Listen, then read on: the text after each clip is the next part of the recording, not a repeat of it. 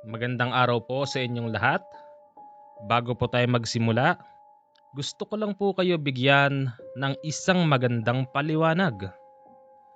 Yung mga ina-upload po natin dito sa Midnight CJ Horror Stories, hindi pa po ito natin na i-upload sa isa nating channel na Healer Horror Stories. Bagamat canoli history po, pero iba't ibang version po ito ng kwento ng mga taong gumaganap. Kasi po, meron akong nabasa ang sabi, re-upload daw. Hindi po yun re-upload. Sa dami po ng story ni Canole, hindi na po natin matapos-tapos. Yun po ang totoo. Ulitin ko po, hindi pa po na-upload sa isa nating channel na Healer Horror Stories na dating Commander GH ang ina-upload po natin dito sa Midnight CJ. Okay? Sana po ay naliliwanagan po ninyo. Ngayon, dadako na po tayo sa ating kwento. September 1981, nagdaos ng ika-17 kaarawan si Tatay Teodoro. Dahil sa katandaan ng aming ama, mas minabuti naming magkakapatid na umuwi galing sa iba't ibang bansa. At nung araw na yun, hindi kami makapaniwala na sobrang dami palang naging kaibigan ni Tatay Teodoro. Kami bilang mga anak, tinanggap namin ang lahat ng bisita. Magalang namin silang pinauupo sa lamesa para kumain.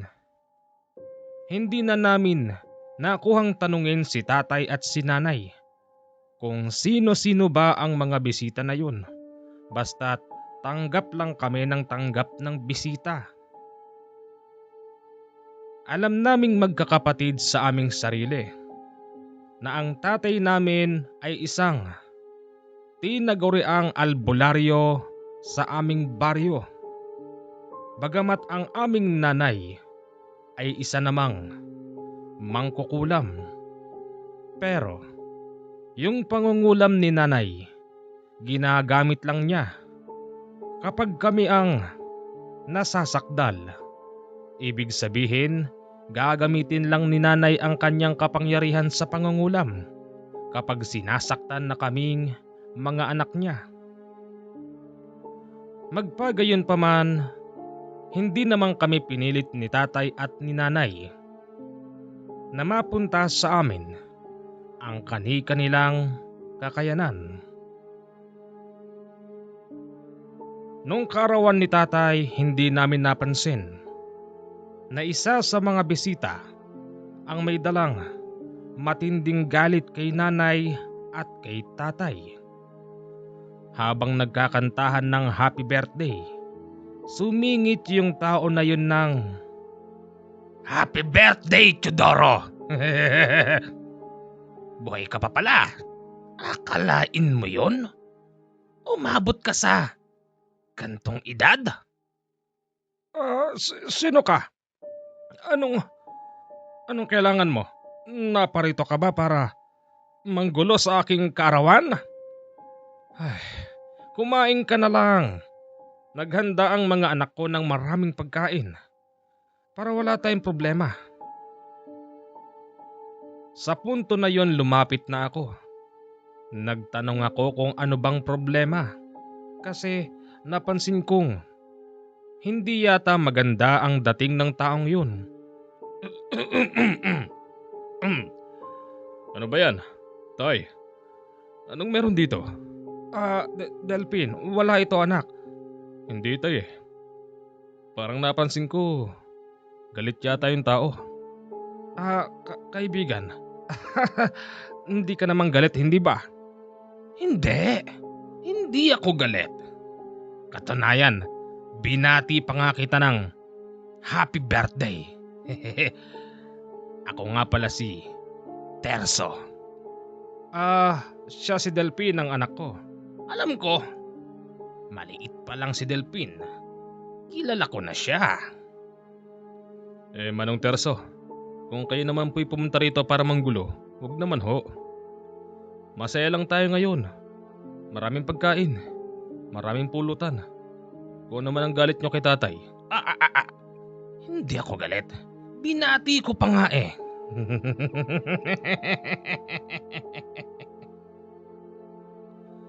Sa totoo lang, hindi ko gusto yung klase ng tawa ng lalaking yun na para bang nangungutya sa kaarawan ng Tatay Teodoro. At bukod pa rito, ang tingin ko sa klase ng tawa niya'y meron siyang nililihim. Nang dahil dito, hindi na nawala sa paningin ko ang taong yun. Bagamat humahalo ito sa marami, nakikipag-inuman tapos kumakain. Yung mata ko, segundo lang ang inaalis ko sa pagtingin sa kanya. Manong Terso. Oh, Delphin, bakit? Pwede ba tayo mag-usap? Tungkol saan? Kaibigan ba kayo ng itay o kaya naman ng inay? Hindi. Ho? Sino ho kayo? Kaano-ano kayo ng tatay at nanay ko? Gusto mong malaman? Sige. Ako si Terso. Kalaban ako ng tatay mo. Ano? Delphin, hindi ba't alam mo naman na ang tatay mo'y albularyo at ang nanay mo'y isang mangkukulam. May kasalanan din sa kanya ng nanay mo, yang si Melay. Pero katulad ng sinabi mo, masaya lang tayo rito ngayon. Manong Terso, kung kaaway ka ni itay at ni inay, bakit ho kayo nandito? Pero para sa amin naman pong mga anak, baliwala ho sa amin yun kasi di naman kasalanan ng anak yung kasalanan ng magulang, hindi ho ba? Tama. Ikaw ang humiling pero ito ang tandaan mo, Delphin. Pagkatapos nito, magtutuos kami ng tatay mo. O kaya ng nanay mo. Kahit sino sa kanila. Dahil ito na ang panahon na muling paglutang ko sa kapatagan. Hiniling ko pa sa aming kataas-taasan na pagbigyan akong bumaba rito upang madalo ko si Teodoro at si Melay. Ngayon, nakita ko na ang kanilang kalagayan. Kitang-kita na ang kanilang katandaan. Nang dahil doon, alam ko na ang gagawin ko sa susunod.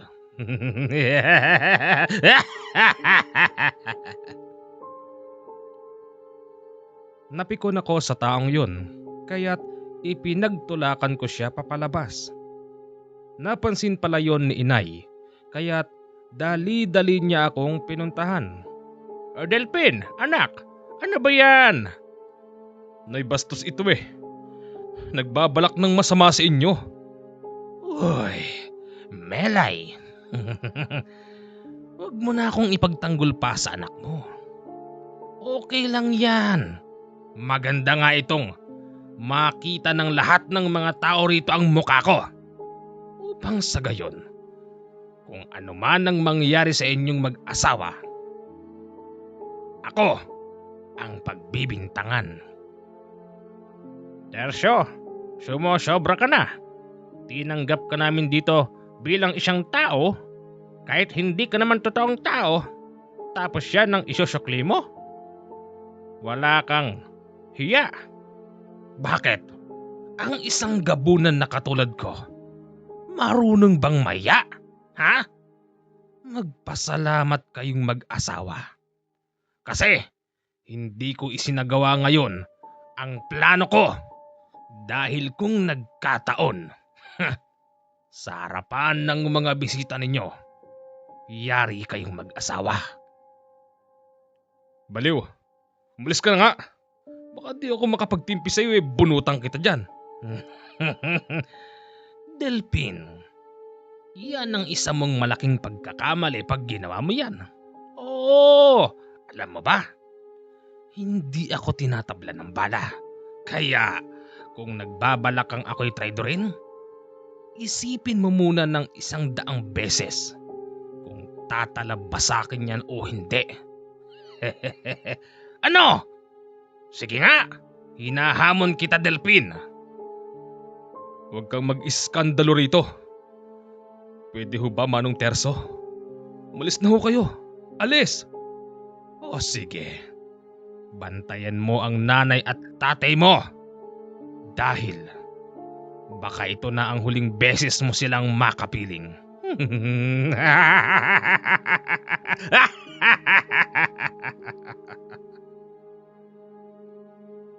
Tuluyan ng lumayas ang taong yun. Tapos napansin ko sa mga bisita. Para bang ininda nila yung takot na dala ng tao. Kaya't nagsigsialisan na sila. Hanggang sa kami-kami na lang ang natira. Itay, inay, nag-alisan na yung mga tao. Sinira ng terso na yun ng kaarawan ni Itay. Hayaan mo na, Delphin. Malamang umaarya pa rin ang galit ng aswang na yon. Dahil hindi siya makapaniwala ng isang katulad kong mahinang albularyo lang ang tatalo sa kanila at magbibigay ng malalim na sugat. Itay, inay, hindi ba ho noon? Di naman ako nakikinig sa mga kwento nyo. Pero sa palagay ko, Itay, inay, pagkakataon na ito, kwento nyo naman sa akin. Sino-sino ba mga kaaway nyo? Marami, anak. Marami. Pero ako, ginagamit ko ang aking pangungulam kung sakaling may masasaktan na isa sa amin ng tatay mo at sa inyong mga anak namin. Ako, anak. Ako talaga ang maraming kaaway at maraming nasagasaan na iba't ibang lahi ng aswang. Isa na yang si Terso. Nagsimula na ang kwentuhan namin ni tatay at ni nanay. Dito na po magsisimula rin ang tunay na buhay na kwento ng aking nanay at tatay.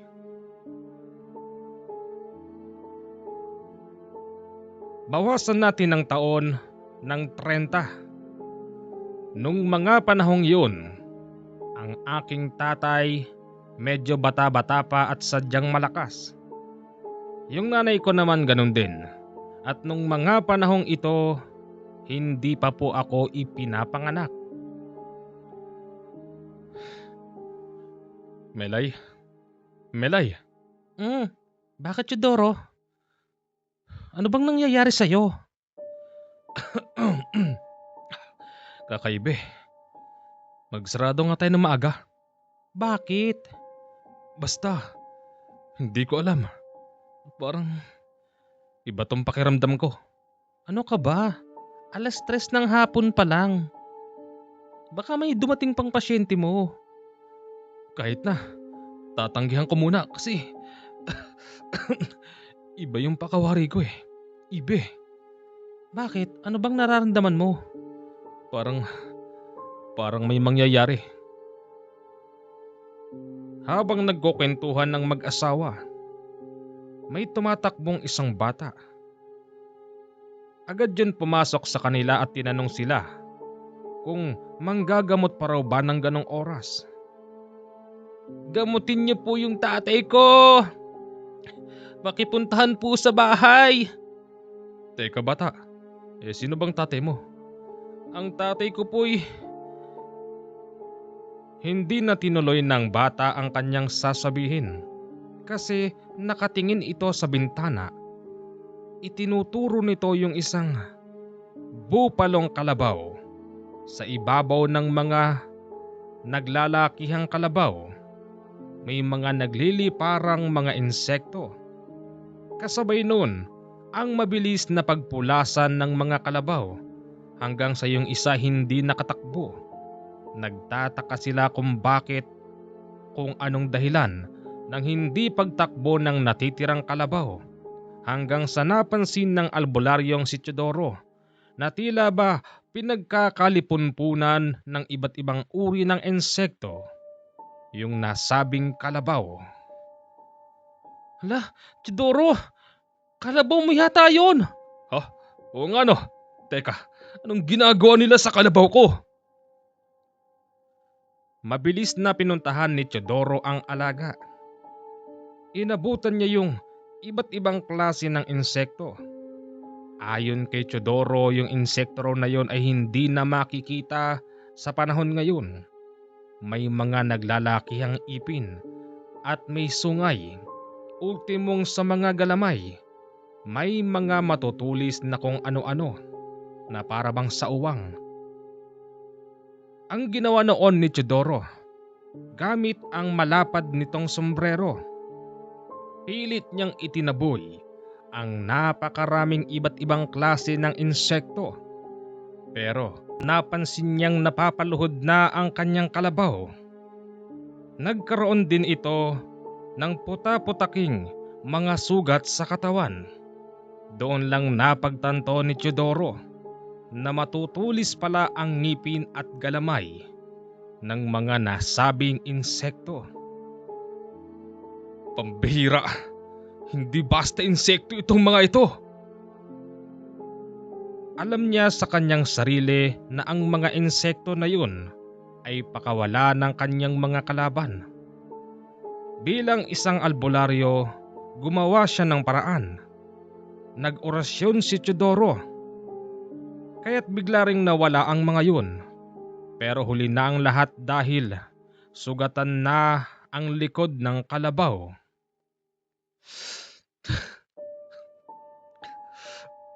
Pasensya ka na, Doro.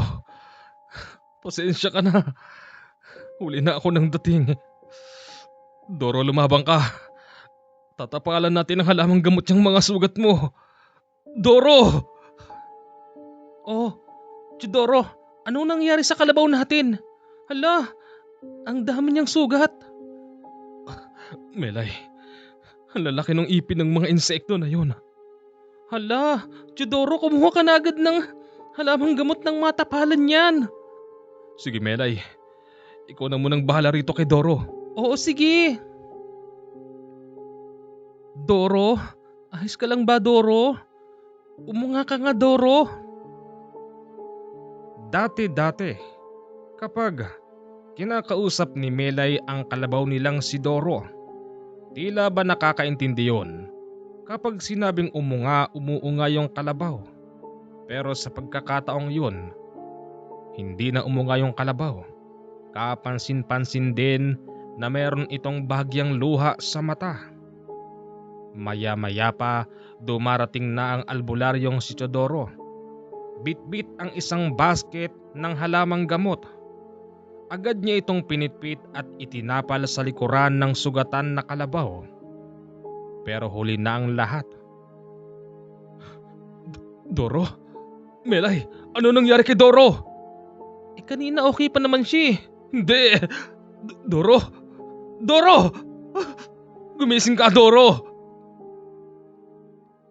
Namatay ang alaga nilang kalabaw. Doon na pagtanto ng albularyong si Teodoro na hindi basta insekto ang mga yun at hindi namatay ang kalabaw nilang si Doro nang dahil lang sa malalalim na kagat. Bagkus, may dalang lason yung mga insekto na yun. Hala, kawawa naman po yung kalabaw nyo. Bata, umuwi ka muna sa inyo. Susunod na lang ako doon mamaya. Sige po, Manong Teodoro. Sasabihin ko po kay tatay na gagamutin po siya mamaya. O sige. Nilibing nila ang kalabaw na si Teodoro sa kanilang bukid. At pagkatapos noon, nagpaalam na ang albularyo para puntahan yung bahay nung batang nagpunta kanina. Melay, pupuntahan ko lang yung pasyente ha. Nagdidilim na. Di ba sabi mo magsarado tayo ng maaga? Oo. Melay, yun na pala yung nararamdaman ko kanina. Mangyayari pala ang dapat mangyari. Eto na. Namatay na ang kalabaw nating si Doro. Ngayon, sa oras na ito, wala na akong ibang inaalala pa. Sasama ka ba? Hindi na. Dito na lang ako. Melay, Ito, tandaan mo ha. Kung sakali mang may dumating na kalaban at wala ako, maging praktikal ka. Gamitin mo ang kakayanan mo bilang isang mangkukulam laban sa mga kalabang mapang-api. Kailangan mo yun para mabuhay. Oo, sige. Gagawin ko, pangako. Sige, alis na ako. Dadalhin ko tong itak ko ha. May buntot pagi dyan. Oo, sige. Mabilis ngang nagtungo si Teodoro sa bahay ng pasyente dahil alam naman niya kung saan nakatira yun. Katulad din nila, sa labas din ng baryo at napaliligiran ng makakapal na kakahuyan. Tao po. Tao po. Magandang gabi po, Manong Teodoro. Oh, bakit nandiyan ka dumaan? Dito po tayo dumaan. Hindi na po namin binubuksan yung pintuan sa harapan. O sige, pupunta ako dyan. Pag-ikot ni Teodoro, agad niyang nakita yung isang balon. Napahinto siya roon na para bang may kakaibang nakikita. Bakit po, Manong Teodoro? Balon ba yon? Opo, balon po yun. Ano yan? Kuhanan ba ng tubig yan? Opo, bakit po? Wala. Sige, pasok na ako sa loob. Yung tatay ng bata kung makikita nyo, talagang kaaawaan mo dahil mas mataba pa yung buto kesa sa laman. Halos hindi na rin makilala ang taong yun. Ayon sa kanyang mga anak at asawa, 3 araw pa lang daw simula nang mangyari yon sa kanilang tatay. At ang huling pinuntahan daw nito, sumalok ng tubig sa balon, bandang 1:00 ng madaling araw. Ganun ba? Sinasabi ko na nga be, may nakatirang elemento dyan sa balon. At bukod pa rito, binigyan siya ng karamdaman at sinasabayan nung nakasilip sa bintana. Pagtingin nila sa bintana, may nakasilip doon na isa ring payat na lalaki. Kanina pa pala doon yun. Ikaw, mag-usap tayo, kaibigan. Halika rito. Yan ang dahilan. Kaya hindi na namin binubuksan yung pintuan dyan sa harapan. Paano nabuksan niya naman yung bintana sa harapan?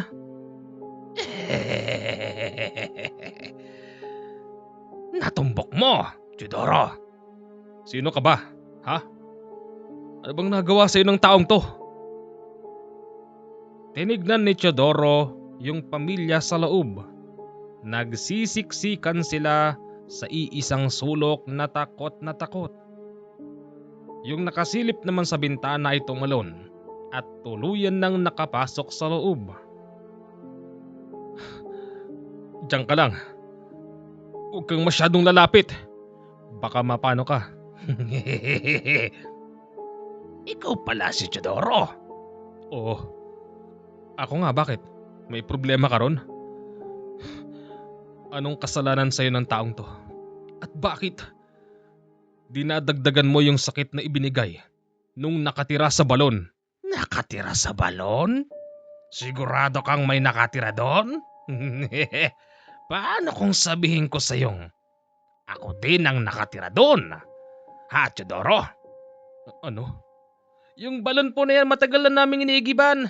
Tumatambay pa kami minsan dyan kapag naliligo kami pero wala naman na nga ano. Nagkataon. Nitong huli lang, nung magaling dun si Itay. Tsaka nang siya nagkaganyan. Ang ibig sabihin nun, ako nga ang may gawa. Ngayon, Teodoro, iisa-isahin ko sa'yo ang kasalanan ng taong ito. Pwede ba?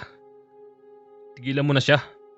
Kung ano man ang nagawang kasalanan sa'yo ng taong to, ako na humihingi ng dispensa. Kaibigan, patawarin mo na siya. Ikaw? Handa ka bang saluhin ang kasalanan niya? Sabihin mo! Oo o hindi. Oo, sige. Sasaluhin ko ang lahat ng kasalanan niya. Alam mo ba kung anong kapalit niyan, Hachidoro? Buhay mo!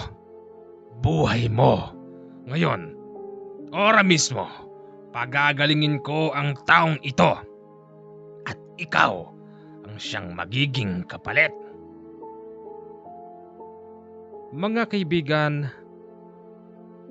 matutuwa kayo sa aswang na yon kung paano niya pinagaling yung lalaking nakahiga sa banig. Meron siyang ipinatak sa bunganga nun. Gusto pa sana itong pigilan ni Teodoro pero huli na ang lahat. Pakawarin niya ay tubig. Tubig na malinis ang ipinatak sa pasyente. Kitang-kita ni Teodoro mula sa pagiging payat, bumalik sa dati ang katawan ng pasyente. Ngayon, Teodoro, tuparin mo! Sumama ka sa akin. Halika, nang magkaalaman tayo. Expected na noon ni Teodoro na hinahamon siya sa isang duelo ng aswang. Nagpunta sila sa mas malayong bahagi ng bayan na yun. Napunta sila sa isang lugar na halatang hindi na napapasok ng mga tao. Bakit dinala mo ako rito? Anong gagawin mo sa akin? Aba, nakakalimutan mo agad. Hindi ba't sinabi ko naman sa'yo, ikaw ang sasalo sa kasalanan niya at inayunan mo yon. Ngayon, Teodoro, bibigyan kita ng pagkakataon dahil isa kang albularyo. Patunayan mo sa akin na mas magaling kang lalaki kesa sa akin. Ibig bang sabihin, hinahamon mo ako ng duelo? Oo, totoo yun. Kapag natalo mo ako, sa'yo na ang buhay mo. Akala noon ni Teodoro na sila lang ang tao sa lugar na yun kasi nga halatang hindi na napupuntahan ng tao. Pero laking gulat ni Teodoro nang biglang may lumabas na isa pang mas malaking lalaki sa likod ng puno. Nariyan ka na pala, Baryola. Teka, sino yan? Anong Baryola? Ang daya mo! Akala ko ba tayo lang? Pasensya ka na. Gusto ko kasing may makakita ng mangyayaring laban natin at isa pa. Kapag natalo kita, hindi lang ako ang dapat na makinabang. At kaya mas ginusto ko nang ikaw ang managot sa kasalanan niya kasi mas marami kaming makakain. Bago tayo maglaban, sandali. Sabihin mo sa akin, ano bang nagawa sa'yo ng taong yon? At bakit ginawa mo sa kanya yon? Anong ginawa? Simple lang. Ang taong yon, sinaktan niya ang alaga naming sigbin. Hindi ba, Baryola? Ano? Oo, totoo yun. Ang alaga naming sigbin, hindi naman pumapatay, hindi nananakit ng tao. Nakikipaglaro at nakikipagkaibigan pa nga ito sa mga simpleng tao. Ang mali ng pasyente mo. Masyado siyang nagpadala sa takot dahil kakaiba ang itsura ng alaga naming sigbin. Sinaktan niya ito. Binalian ng mga buto. Ngayon alam mo na. Pwede na ba tayo magsimula? Yun lang ba? Ang babaw ng dahilan nyo. Ikaw ang mababaw. Sinakripisyo mo ang sarili mo nang dahil doon sa taong mapanakit sa aming alaga. Baryola, ikutan mo sa kabila. Oo, sige. Teodoro, tandaan mo, hindi sa pilitan ng pag-aalay mo ng buhay. Ibinigay mo ang sarili mo sa taong makasalanan. kahit na nalaman ni Teodoro ang tunay na dahilan.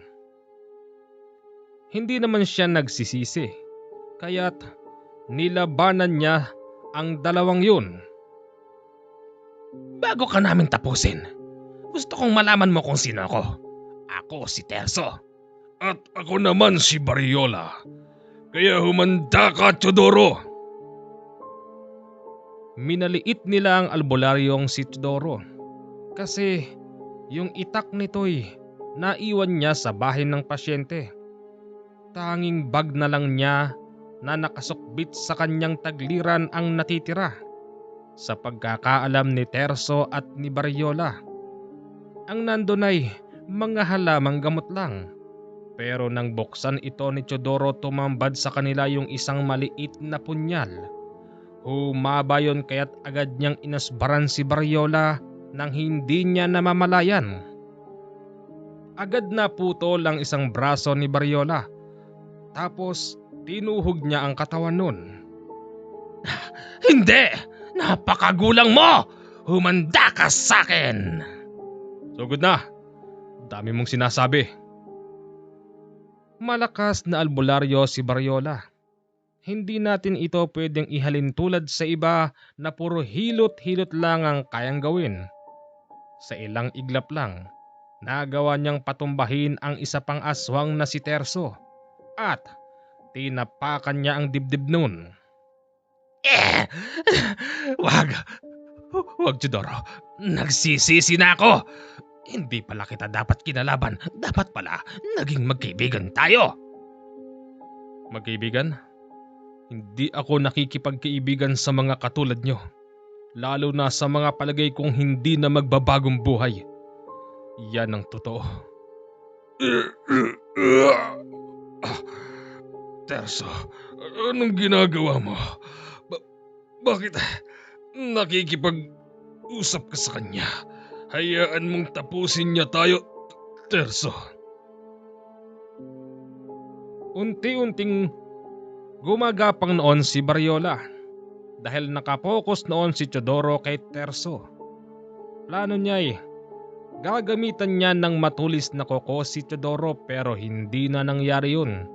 Bumalikwas si Teodoro at agad niyang tinarakan sa dibdib, eksakto sa puso, ang aswang na si Bariola. Nang tuluyan na itong bumulagta, unti-unting naging abo ang aswang na si Bariola. Ikaw na ang kasunod. Wag naman. Di ba nga nagsisisi na ako? Patawarin mo ko. Sige na. Muntik nang tuluyan ito ni Teodoro.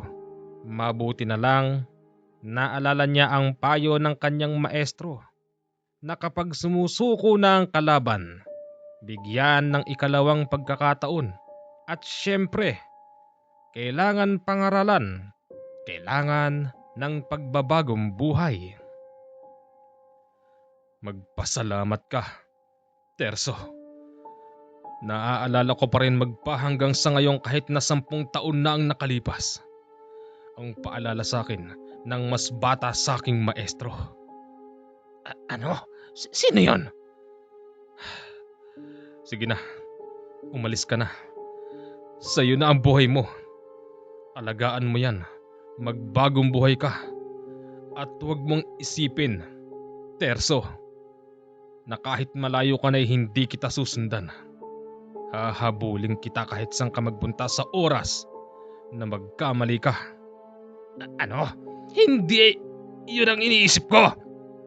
Sino yung binabanggit mo kaninang batang maestro mo na di hamak mas bata sa'yo? Sino siya? Hindi na importante yun. Umalis ka na!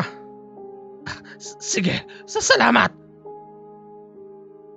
Pabaligtad pang tumakbo noon si Terso papalayo. Nang lingunin niya si Bariola, abo na lang ang natira. Mabilis din siyang umuwi sa bahay. Mga bandang 10:00 na yon ng gabi. Napansin noon ni Teodoro na parabang may kakaibang nangyari sa bahay habang wala siya. Hindi siya kumatok. Umikot siya sa likod At dahil meron siyang susi ng pintuan, binuksan niya yon ng paunti-unti. Pagpasok niya sa loob, nakikiramdam siya kung meron bang nangyari sa asawang si Melay. Pero wala, hanggang sa napasok niya yung kwarto. Tulog na ang asawang si Melay. Melay? Melay? Oo, nandiyan ka na pala. Ano nangyari rito? Ayun, may mga dumating. Sino? Ewan ko. Ano nangyari sa'yo? Napalaban ako eh. Oh, buti kinaya mo. Ilan sila? 2. Yung isa tinapos ko. Yung isa, pinabayaan ko mabuhay. Yan ang hirap sa'yo, Chudoro. Masyado kang mabait. Humingi lang ng tawad sa'yo yung kalaban mo. Hinayaan mo na siyang makalayo. Melay, wag mo naman akong ganyanin. Baka nakakalimot ka. Maging ikaw, nagawa kitang baguhin. Isa kang anak ng mataas na uri ng mangkukulam. Kahit na alam kong ganun. Minahal kita. Ipinaglabang kita sa magulang mo. Dumating pa nga yung punto na gusto nila akong tapusin eh. Pero nakita mo naman. Nakita mo. Nanindigan ako hanggang sa nabago kita at ito. Magkasama na tayo. Bumubuo na tayo ng pamilya. Kaya hindi rin yun nalalayo dun sa kalaban na pinakawalan ko kanina. Okay. Sabihin mo sa akin, galit ka ba? Hindi. Natutuwa nga ako sa'yo kasi meron kang pusong mababaw.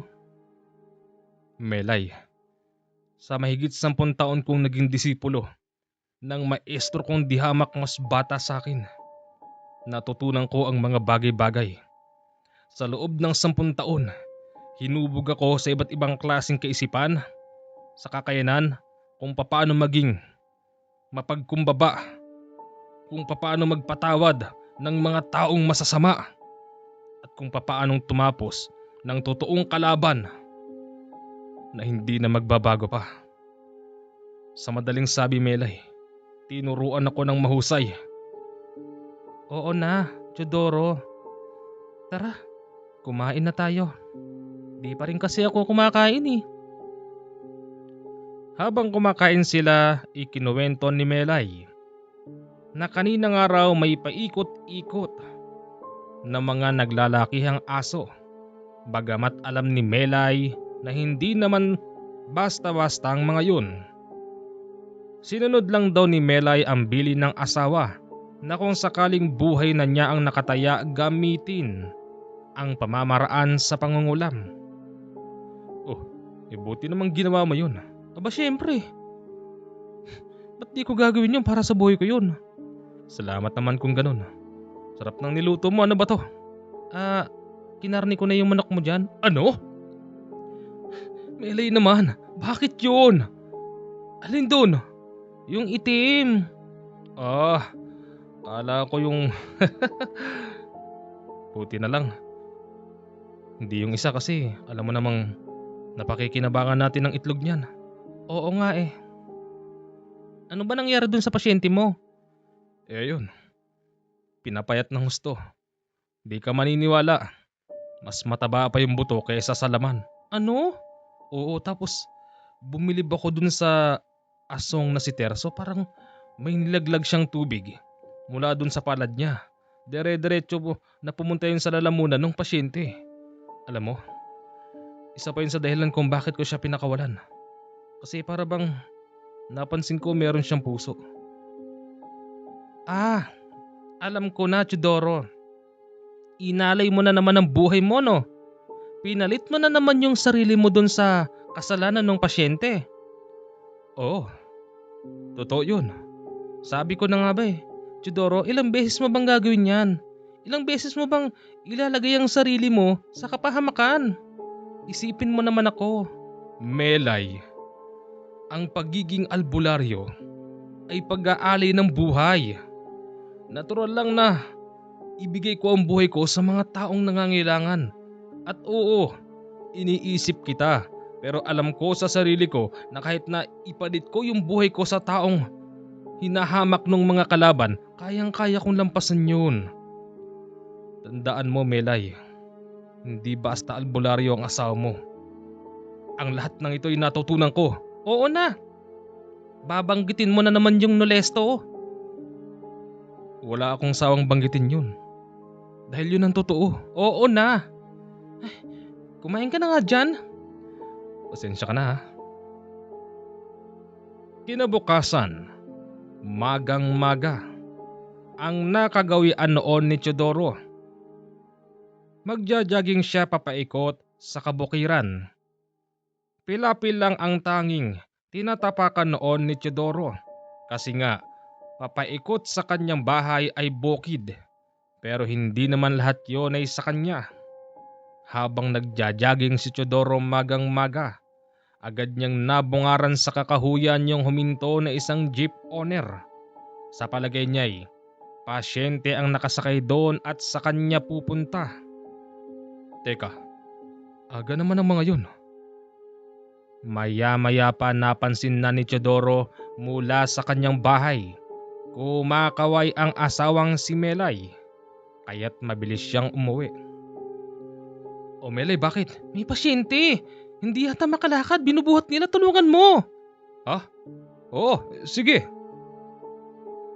Tumakbo doon si Teodoro at doon niya nakita yung pasyenteng binubuhat ng 4 na tao pero hindi pa rin mabuhat. Napakataba ng katawan ng taong yun na halata mong manas na manas at para bang tubig ang laman ng katawan ng taong yun. Ayon sa kwento ng pamilya, yung asawa daw niya'y mahilig mamingwit ng isda sa dagat. Hindi naman sana niya kinakain yun. Ginagawa lang daw niya itong libangan kasi nga mapera pala ang pamilyang yun. Dagdag pa rito, nakahuli daw yung pasyente niya ng kakaibang isda. Ito raw yung isda na kulay itim na may halong dilaw na may orange. Wala raw itong ngipin pero merong isang maliit na sungay sa noo. Tapos, itinapon daw yun ng pasyente niya papabalik sa dagat. At nang umuwi ito sa kanilang bahay, natulog lang daw at paggising, unti-unti na siyang tumataba. Yung tipong kapag hinawakan mo yung katawan ng tao para bang interior sa sobrang lambot at hindi mo mahahawakan ang buto. Tulungan niyo po ako. Ibibigay ko po ang lahat ng kailangan ninyo. Pagalingin niyo lang po ako. Huwag na ho kayo magsalita. Susubukan ko po anong magagawa ko. Ngayon pa lang ako nakaengkwentro ng ganito. Sinubukan ni Teodoro dasalan yung tao gamit ang wikang Latin. Kaya lang, nagsisigaw yung lalaki na para bang nasasaktan. Awang-awa naman dito yung pamilya at sinasabihan si Teodoro na itigil ang ginagawa niya dahil nasasaktan daw ng husto yung lalaki. Nakalimutan ko pong sabihin sa inyo na kung ano man ang makikita nyo sa inyong padre de pamilya, pabayaan nyo. Kung ito may masaktan, hayaan nyo. Parte po ito ng panggagamot ko sa kanya. Nakakasiguro ako na yung ginawa kong pagdarasal ay meron talagang epekto sa kanya at tiyak ko na yung gumawa nun ng nasasaktan, hindi po ang asawa ninyo. Nagkakaintindihan ho ba tayo? Si Melay naman nung oras na yon, walang ibang ginawa kung hindi pakalmahin yung asawa nung pasyente. Pinupunasan niya ang luha nito tapos niyayakap yung batang edad 12 taon. Habang nakikita nilang nagsisisigaw ang kanilang padre de pamilya, si Teodoro naman ay patuloy sa pagdarasal ng wikang Latin. Halos 5 minuto yung ginawa ni Teodoro. hanggang sa nakita nilang tumutulo yung tubig mula sa katawan ng tao. Kaya't sabi ni Teodoro kay Melay na agad kumuha ng pangsahod sa ilalim ng papag. Nagtataka naman ng marami kung bakit aanhin pa yung tubig na yun. Ayon kay Teodoro, pag-aaralan daw niya mismo sa oras na yun kung anong klase ng tubig ang nilagay sa katawan ng tao. Hindi naman daw tubig na nanggaling sa karagatan yun, kasi nga ang tubig ng karagatan ay maalat. Ginagamit pa nga ito pang kontra at pangligo sa mga taong minamalas. Oh, anong gagawin mo sa tubig na yan? Sabi ko na nga be, hindi ito tubig dagat. Paano mo nasabi? Tinikman mo ba? Hindi. Kung titignan natin ng mabuti, pagtatabihin natin yung tubig ilog at tubig dagat. Sa una, hindi natin mapapansin ng pagkakaiba. Pero syempre, bilang isang albularyo at nabihasa ng husto sa pagsasanay, naituro din sa akin ng maestro ko ang kaibahan. Ayon kay Teodoro, yung tubig daw na nanggaling sa katawan ng pasyente ay galing sa isang punong nagkakatas ng tubig. At hindi raw dahilan yung pagkahuli ng kakaibang isda sa karagatan. Meron pa daw parte ng kwento ng pasyente ang hindi binabahagi sa kanila. Kuya, umamin ho kayo. Hindi lang ho kayo sa karagatan nagpunta, hindi ho ba? Tama ho ba ako doon? Bago sa karagatan na dumaan kami sa mga puno. Malaking puno.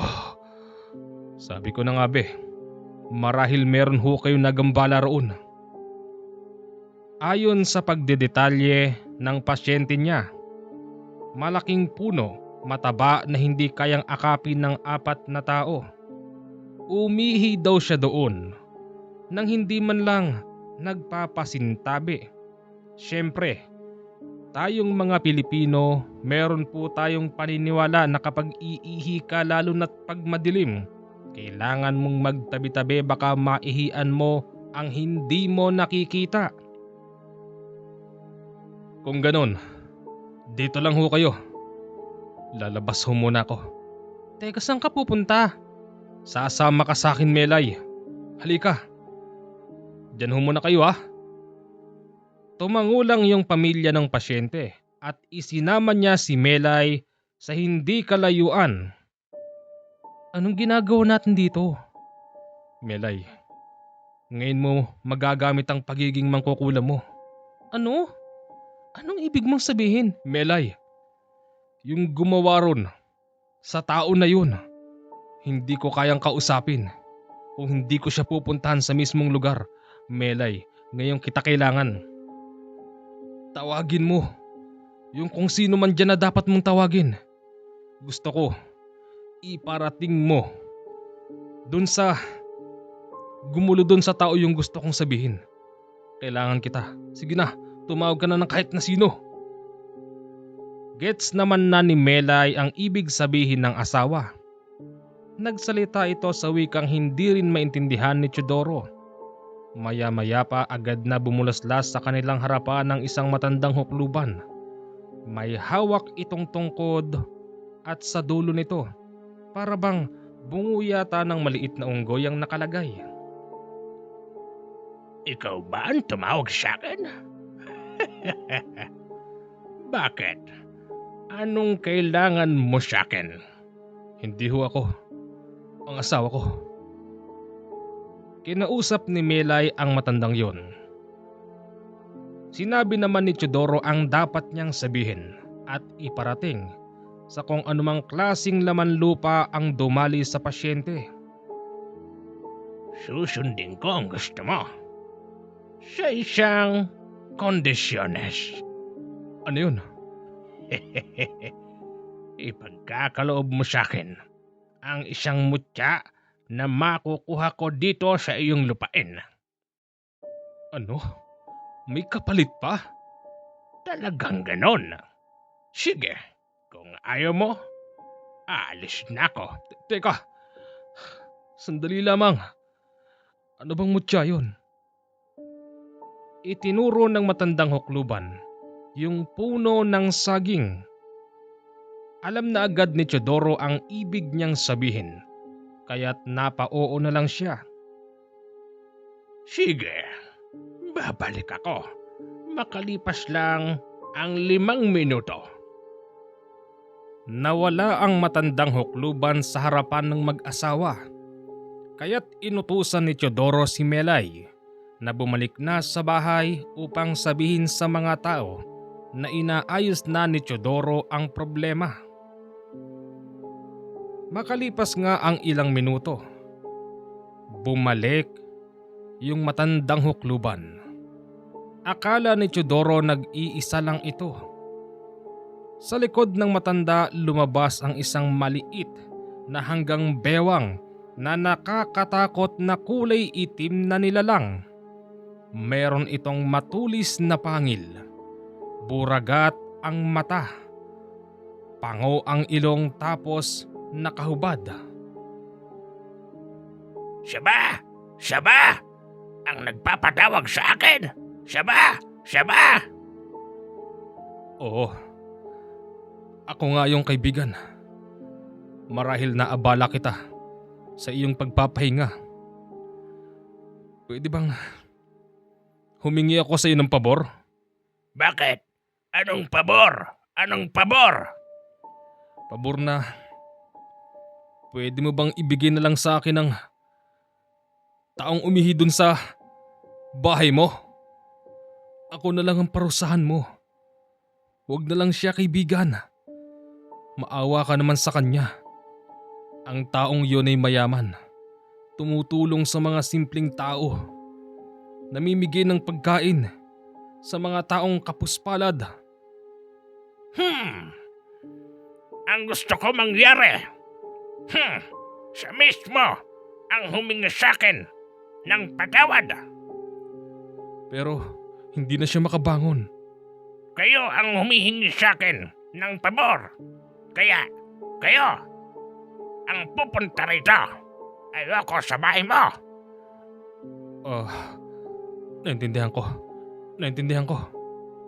Sige na, gawin mo na ang gusto habang binibigyan pa kayo ng pagkakataon. Sige ho. Teka, yung mutya, ha? Oo. Hindi ho ako nakakalimot sa kasunduan. Mabilis tumakbo si Teodoro papunta sa bahay. Inutusan niya yung mga lalaking taga-bitbit na dalhin ng pasyente sa kanilang pinanggalingan. Nagtataka man ng marami pero sumunod na lang sila basta't para sa kanilang amo. Ibinaba ang pasyente sa tapat ng puno. Habang nagtataka rin ng marami kung bakit doon ipinadala. Huwag ho kayong maglala. Paraan po ito ng panggagamot ko. Sige na ho. Bumalik na ho kayo sa bahay. Kuya, nandito ho tayo sa puno. Nakikita ho kayo ng nilalang na inian ninyo. Pagkakataon niyo na ho. Humingi ho kayo ng tawad. Humihingi po ako ng tawad sa ginawa kong kalapastanganan sa inyong bahay. Patawarin niyo po ako. Taos puso po akong nagpapakumbaba. Kapansin-pansin sa katawan ng pasyente na medyo umimpis na ang katawan nito. Hindi katulad ng dati na parang interior ng sasakyan sa sobrang lambot. Sumagot ang maliit na nilalang. Ang sinabi nito'y hindi raw sapat ang paghingi ng tawad. Kung hindi sapat, anong dapat? Nabanggit mo kanina na ang taong ito ay mapera. Ngayon, patunayan niya sa akin. Gusto kong mangyari yung mga taong nagbabantay ng kalikasan. Doon sa inihian niya. Bahagian niya ng kaunti niyang kayamanan. Yun ang gusto ko mangyari. Wala akong problema. Pagalingin niyo lang ho ako. Ora mismo, magbabahagi po ako doon ng konti kong kayamanan. Gawin mo muna bago kita pagalingin. Paano naman niyo ho magagawa yun? Na hindi nga ho makatayo yung tao eh. Pagalingin mo na, kaibigan. Maniwala ho kayo sa akin. Sasama ho ako. Ako mismo ang magiging saksi na mamamahagi siya ng tulong doon. Kapag hindi niya yung ginawa, pinapangako ko sa inyo, ako mismo ang magpapato ng parusa sa kanya. Sige, sabi mo.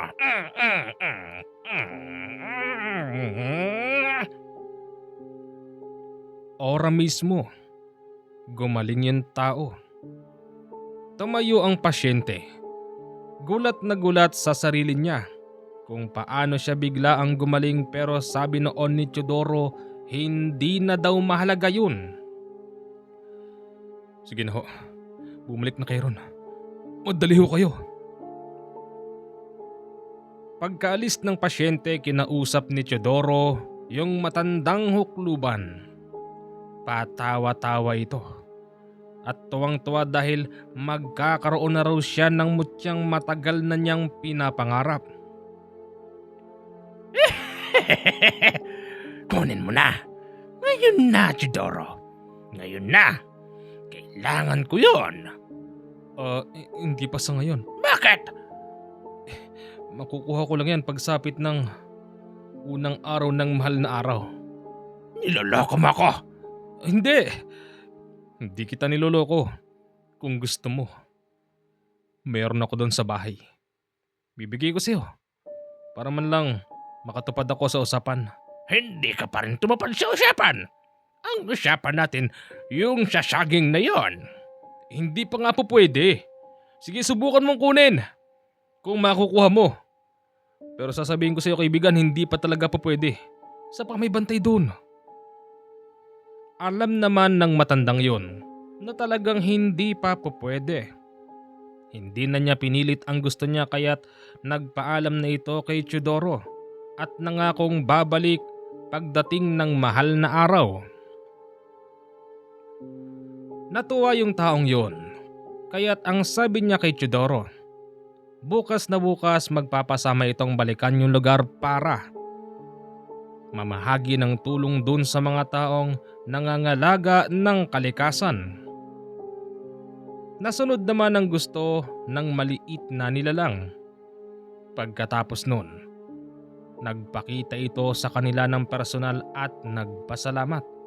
Dagdag pa nito, sana raw maging aral sa kanya na hindi lahat ng tao ay kayang gawin ang gusto nila sa mga bagay sa paligid, at isang patunay din daw na hindi lang tao ang nabubuhay sa ating mundo, maging sila'y meron din daw buhay at inanyuan.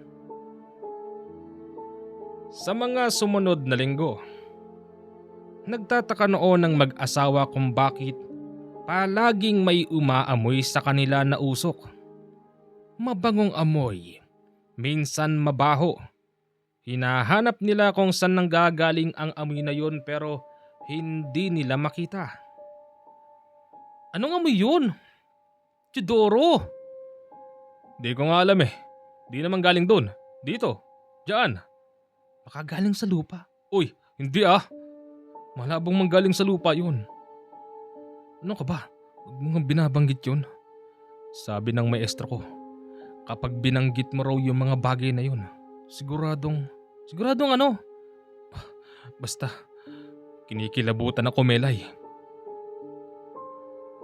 Lumipas ang isang linggo, nagtataka sila kung bakit ni maski isang pasyente walang nagpunta sa kanila Bagkus araw-araw namang bukas ang tahanan ng bahay para sa mga taong humihingi ng tulong. Hanggang sa isang araw, napagdesisyonan ni Teodoro na pumunta sa baryo upang kamustahin yung mga taong dati na niyang ginamot. Tao po. Tao po. Walang tao ron sa bahay na yun. Tapos may nakapagsabi sa kanya na kalapit bahay. Nung isang araw lang daw, nilibing na raw yung tao doon dahil sa malubhan nitong karamdaman. Ano? Paano naman nangyari yun? Inapagaling ko na siya. Wala na siyang sakit nung manggaling siya sa bahay. Paano siyang... Yun nga rin ang pagkakaalam ko. Nung manggaling sa inyo, magaling na siya. Abi, isang linggo na nga nakarecover eh. Tapos, bigla ba namang tinamaan ng sakit? Ay, ewan ko. Ang gulo-gulo ng mundo. Lalo sa baring to. Ang dami-daming hindi mo nakikita. Napakahirap tuloy lumabas-labas eh. Piling ko kahit sa pintuan ko may naka-standby. Miss. Miss, tatawag ko sa'yo, baka magalit ka eh. Sabihin mo nga sa akin, bago mawala yung tao, anong huling nangyari sa kanya? Saan siya nagpunta?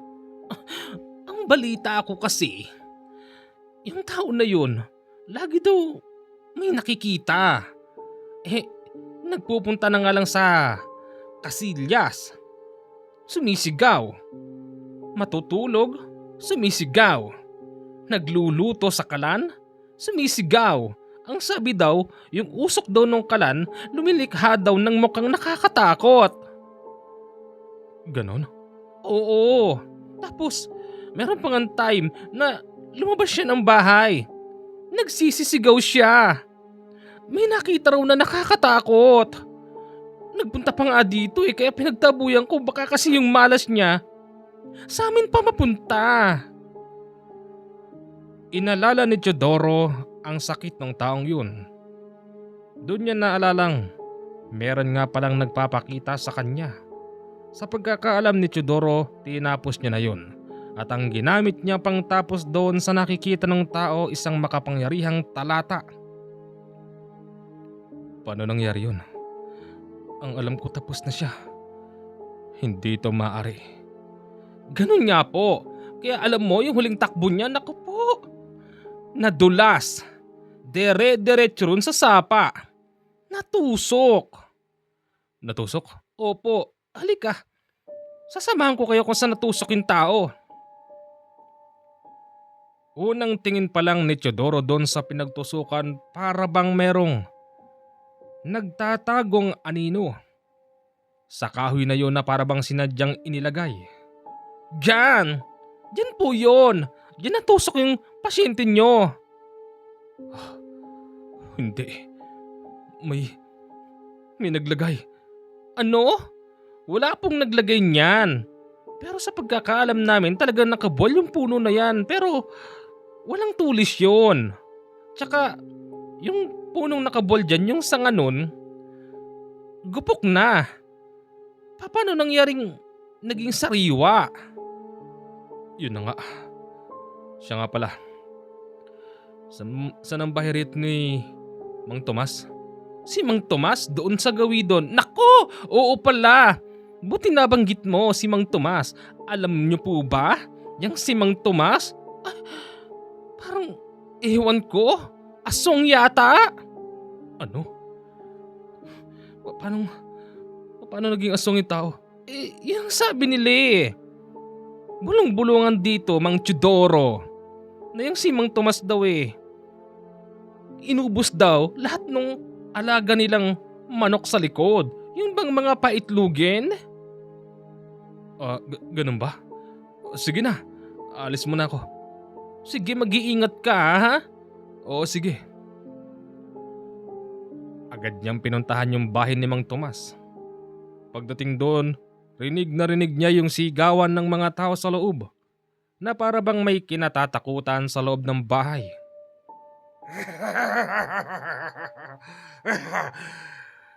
Saan kayo pupunta? Huwag na kayong tumakbo. Akin kayong lahat. Ako makikinabang sa inyo.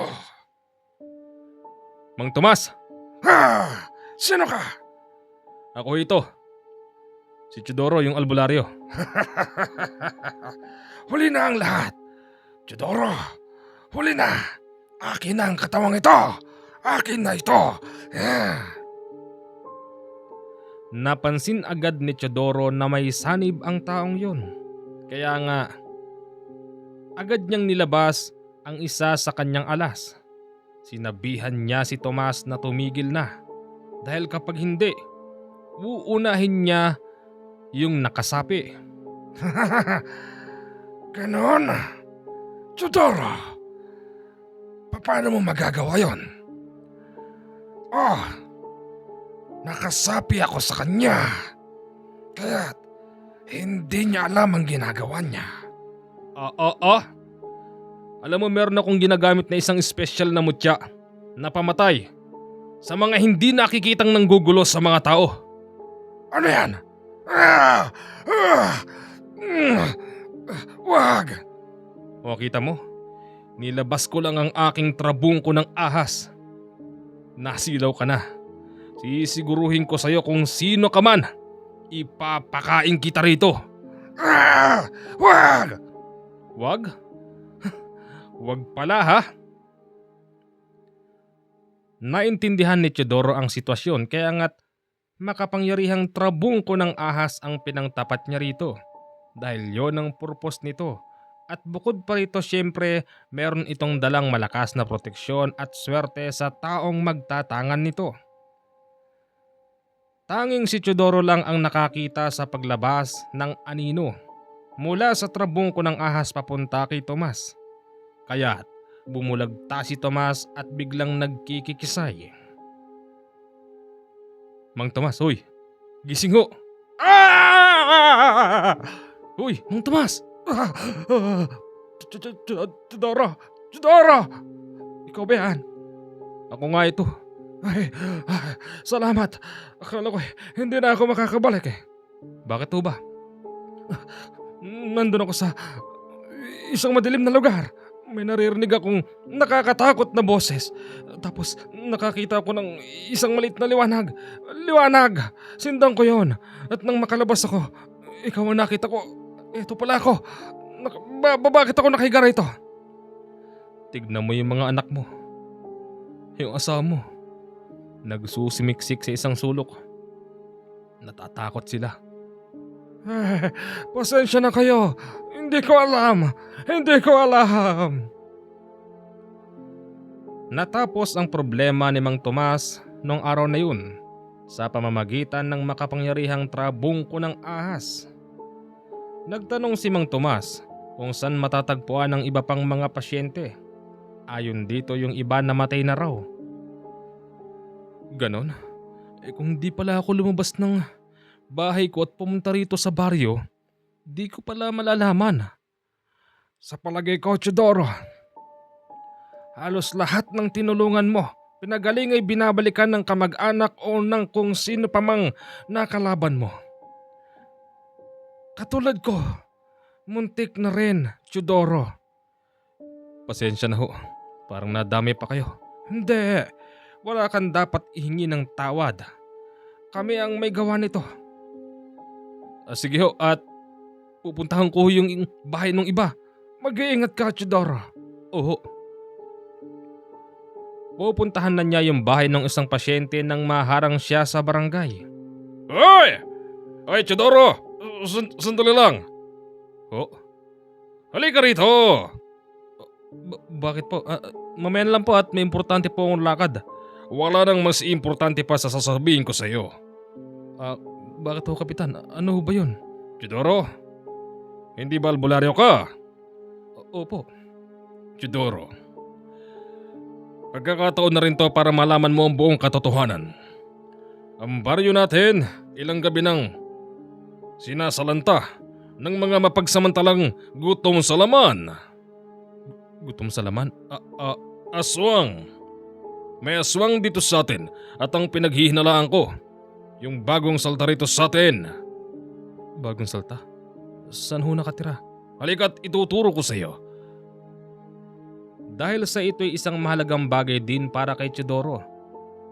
Sumama naman siya sa kapitan at itinuro nga yung bagong salta.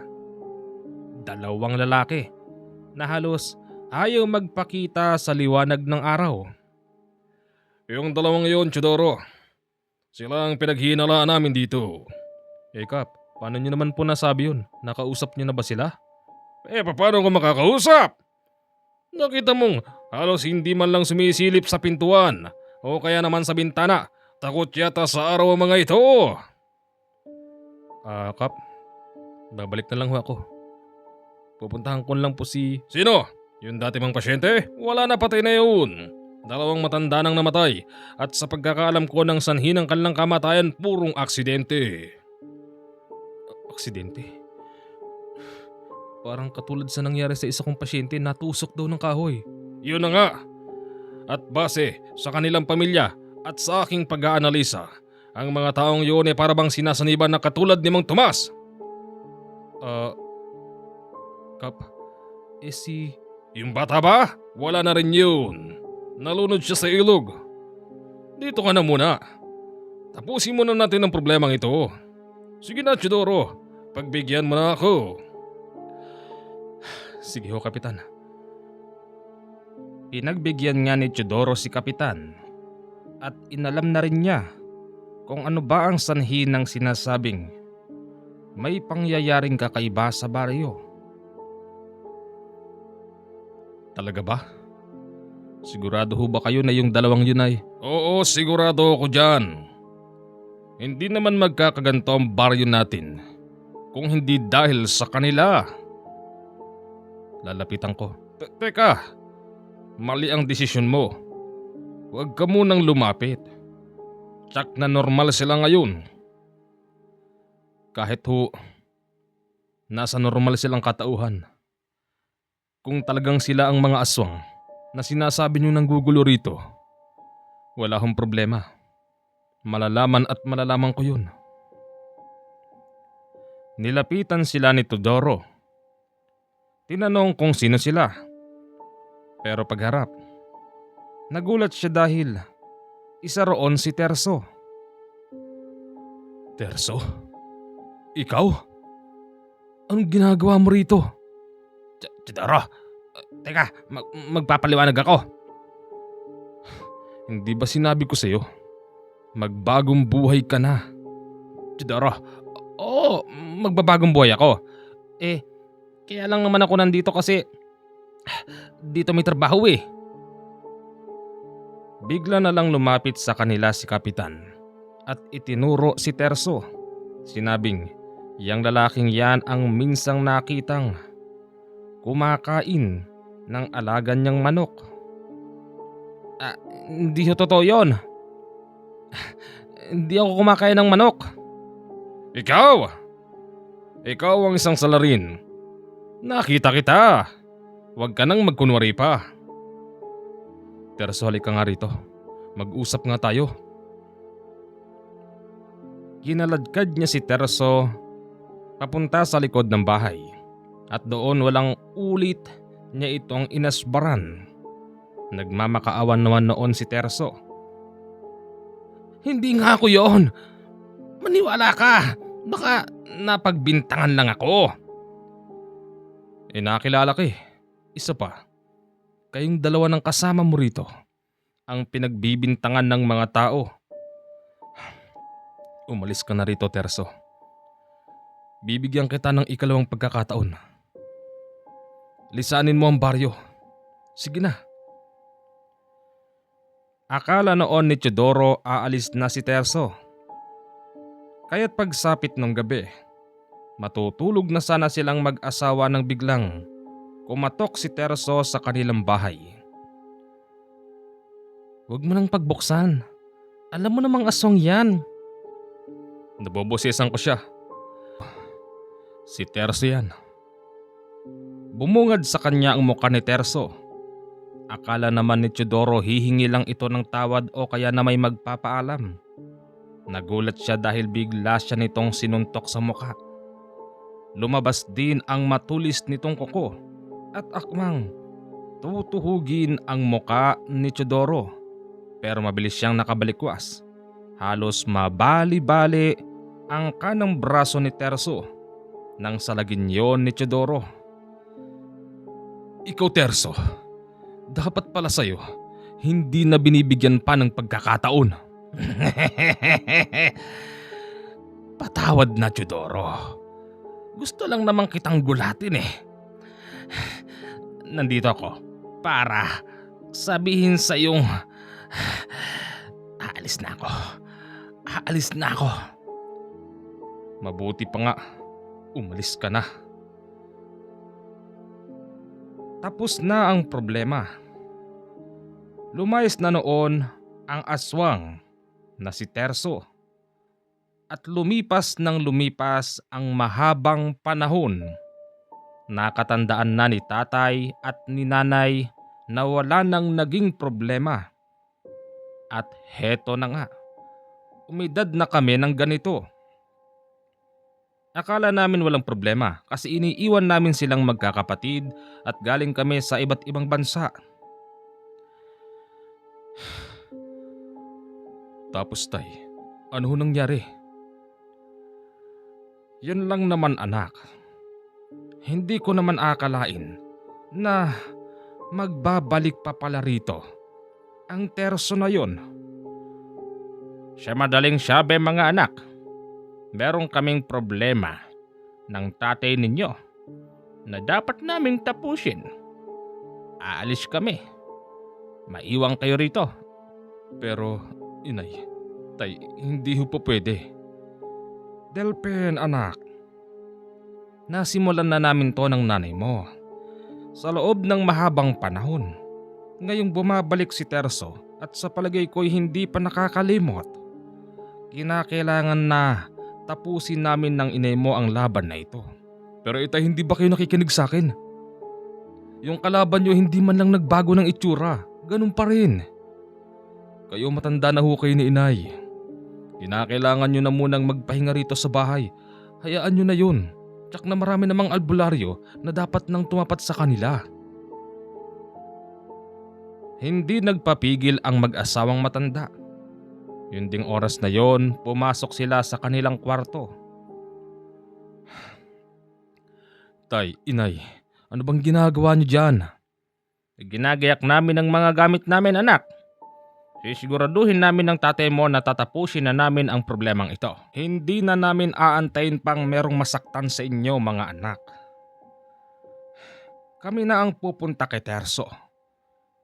Pero, tay, matanda na ho kayo.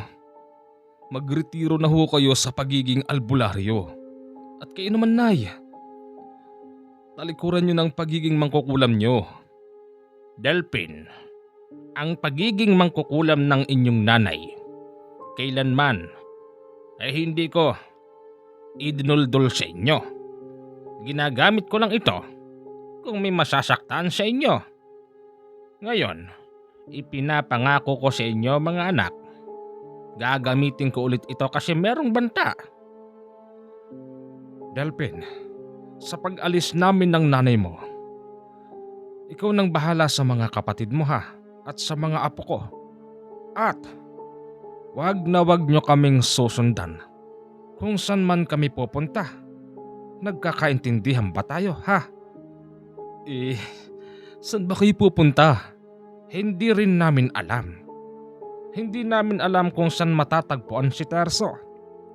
Pero sa tulong ng aming mga abilidad, malalaman at malalaman namin anak kung saan matatagpuan ng aswang na yan. Ito na ang pinakahuling laban namin ng nanay mo. Ayaw man silang payagan ng mga anak pero mapilit ang mag-asawa. Sinabi rin naman ng mag-asawang matanda na kaya pa naman nilang lumaban. Mag-iingat ho kayo. Mag-iingat kami para sa inyo. Lumakad ang mag-asawang Teodoro at Melay. Lumabas sila ng probinsya. Alam nila kung saan sila pupunta at alam din nilang susundan sila roon ng aswang na si Terso. Dito na tayo. Masyado nang malayo, Chudoro. Sige. Teka, bakit ba dito mo ako dinala? Meron ba tayong magiging kasangga rito? Wala, Melay. Nasisigurado ko na susundan din tayo rito ni Terso. Ayan nga't naaamoy ko na siya. Mabaho. Utod ng baho. Mula sa kanilang kinauupuan, naputol na kahoy. Nadinig nila yung malakas na angil mula sa itaas tapos ang pagaspas. Ayon! Siya na yon! Pagtingin nila sa itaas, nakita nila si Terso. Palutang-lutang ito sa ibabaw ng mga puno tapos nakangisi nang nakakaloko na parabang kumpiyansado siyang mananalo sa laban. Bumaba ito sa harapan nila. Lumapit paunti-unti habang nakatawa.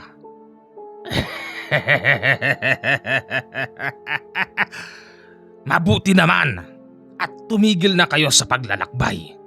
Kasi napapagod na ako ng kakasunod sa inyo. Talagang sinadya niyong lumayo sa probinsya niyo upang sa gayon hindi na matagpuan ng mga mahal niyo sa buhay ang inyong mga katawan. Terso! Tapusin na natin ito! Sige, simulan na ang laban. Dumistansya noon si Melay. Nagtago ito sa puno habang si Chudoro sinalo lahat ng pang-aatake sa kanya ni Terso.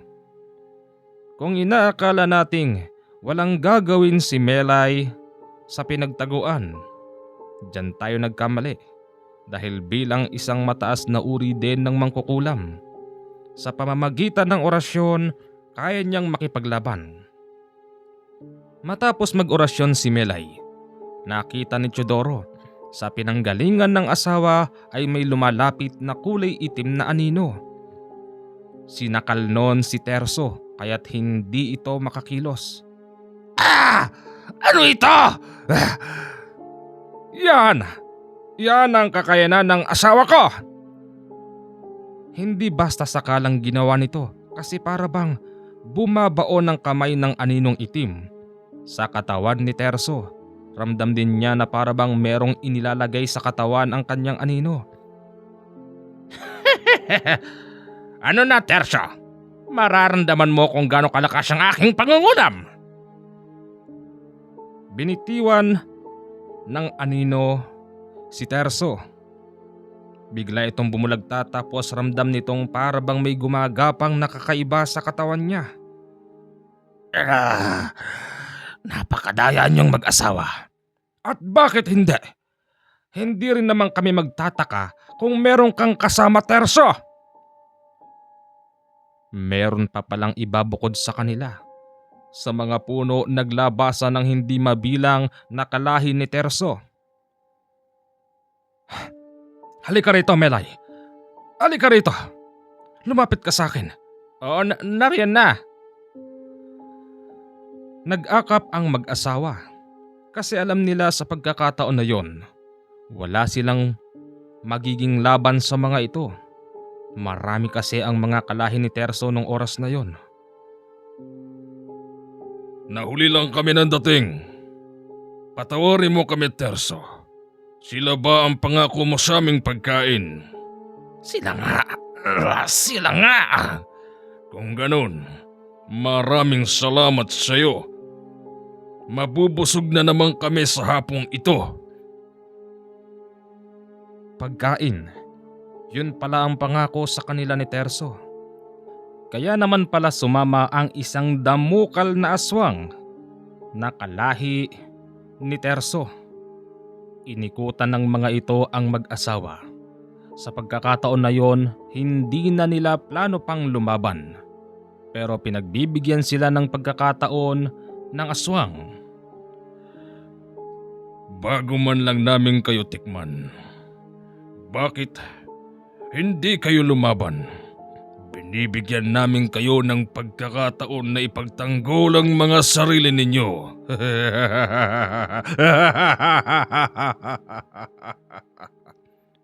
Hoy! Gabunan!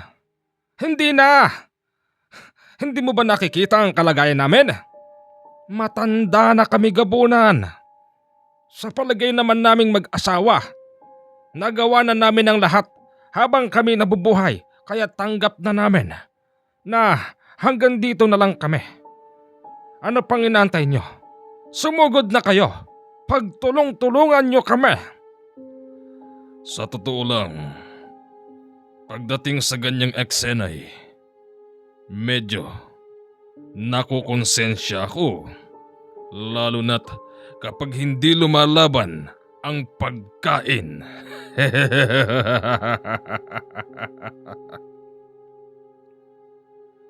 Sumugod na nga ang mga ito. Bago sila makalapit, may taong sumigaw na inakala nung mag-asawang Teodoro at Melay na anak nilang si Delpin. Natigilan ang mga aswang at hindi umabot ang pananalakay sa mag-asawa. Tigilan yan. Hindi maganda yan. Mga duwag ba kayo? Siya isa lang. Dami-dami nyo eh. Sino ka? Anong kailangan mo rito? Kung ayaw mong madamay, lumayo ka na rito. Wag! Wag mo siyang papalayuin. Pagkain din yan. Teka lang. Maestro! Maestro! Ikaw nga ba yan? Teodoro! Ako nga ito. Maestro! Lagot na kayo ngayon! Anong maestro? Sinong maestro? Yung lalaking yan? At paano mo siya naging maestro? Wala akong nararamdaman sa kanya. Kung ganon, mas mabuti yun.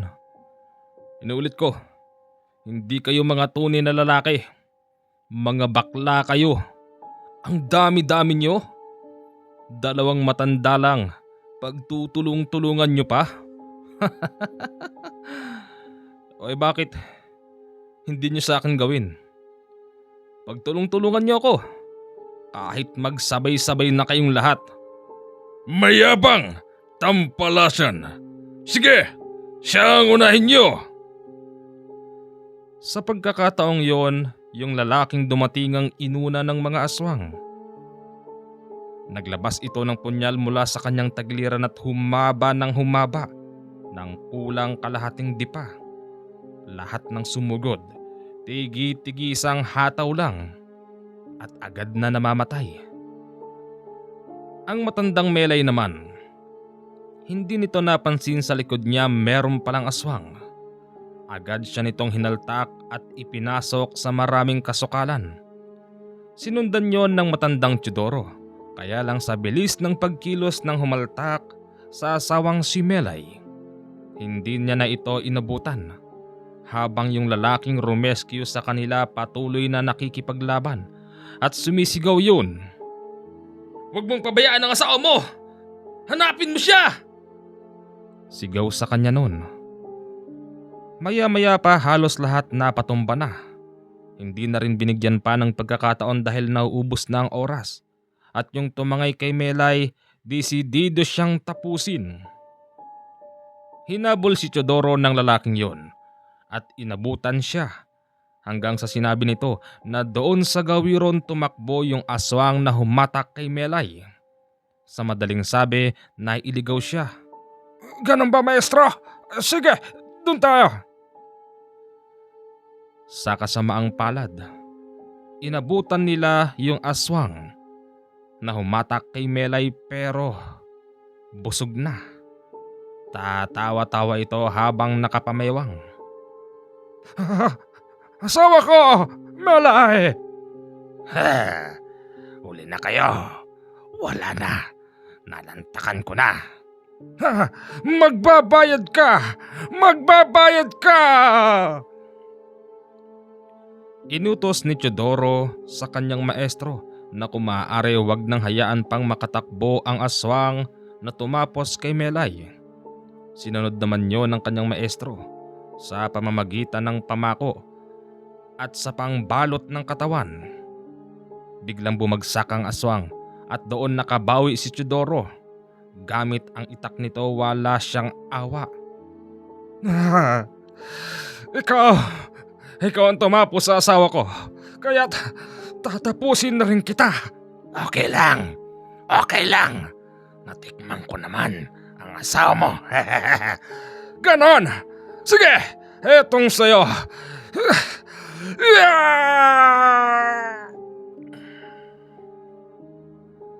Teodoro, tapos na. Opo, maestro. Opo. Patawarin mo ako. Nauli ako ng dating eh. Sinabi lang sa akin ng mga anak mo na nagpunta nga raw kayo rito. Hindi ko akalain na sa kaarawan mo pala, Teodoro. Ganito pala ang mangyayari. Patawarin mo ako. Wala yun, maestro. Hindi mo kasalanan ang nangyari. Magpagayon pa man, inuwi nila ang katawan ng matandang Melay. Pagdating sa kanila, humagulhol ang mga anak nito. Magandang araw, magandang gabi po sa inyong lahat.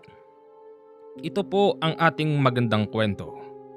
Huli na pong dumating si Kanole sa kwento kasi po imbitahan lang po siya ng matandang Teodoro dahil po kaarawan niya nung araw na yon. Maraming salamat po sa walang sawang nakikinig sa ating mahinang channel. Muli po, ito ang inyong Midnight CJ. Huwag niyo pong kalimutan meron po tayong isa pang channel na Healer Horror Stories na dating Commander JH ang pangalan.